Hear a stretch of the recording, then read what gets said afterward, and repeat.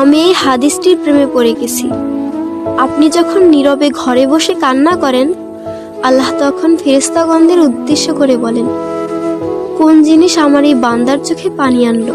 ফেরেশতাগণ বলেন, আপনার বান্দা সুখে নেই, আপনার বান্দা অনেকদিন হাসেনি। এই বলে ফেরেশতাগণ কান্না করতে থাকেন এবং আল্লাহকে বলেন, হে আমার রব, আপনি জানেন আপনার এই বান্দার হৃদয়ে কি রয়েছে, অতএব আপনি তার জন্য সবকিছু সহজ করে দিন। আল্লাহ বলেন, আমার এই বান্দা এমন কিছু জীবন থেকে হারিয়ে ফেলেছে যা সে অধিক ভালোবেসেছিল। অতএব আল্লাহ বলেন, আমি শপথ করছি, আমার বান্দা তার জীবন থেকে যা হারিয়েছে এর চেয়ে উত্তম জিনিস তাকে এনে দেব, যা দেখে দুনিয়া ও আখিরাতের সবাই বিস্মিত হবে। আলহামদুলিল্লাহ।